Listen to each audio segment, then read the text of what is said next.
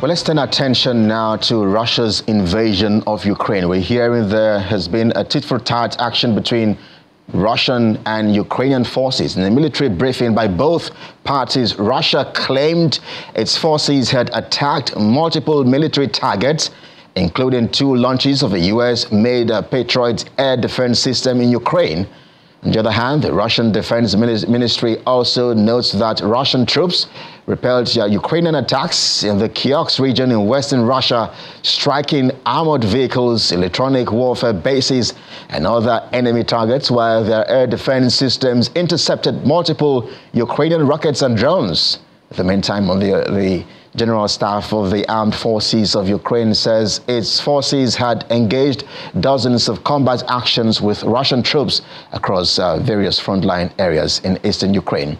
We also hear that the Ukrainian military saying an early morning strike targeted a Russian military airfield and hit one of its ammunition depots.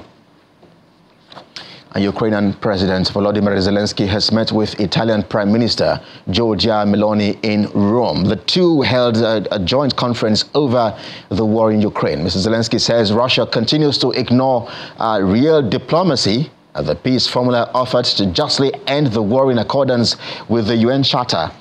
Ms. Meloni also reiterated Italy's support for Ukraine, saying it was determined to help for as long as necessary. And earlier, President Zelensky discussed his proposed victory plan with the leaders of the UK, France, and NATO chief Mark Rutte as he seeks to garner more military support to put himself in a position for eventual peace talks. Well, we stay with the Ukrainian president, Mr. Zelensky, because he's also met with Pope Francis at the Vatican. The visit marks the two second face-to-face encounter in 4 months.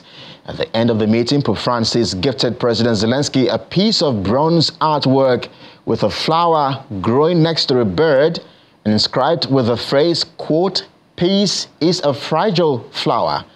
Zelensky is traveling across Europe this week to rally support for Ukraine in its fight against Russia. Well, his Russian counterpart, Mr. Vladimir Putin, also made a stop in the Turkmenistan capital, Mr. Putin met with Iranian President Masoud Pezeshkian, where both leaders hailed their countries' growing economic ties and similar views on world affairs. The leaders also discussed the situation in the Middle East region.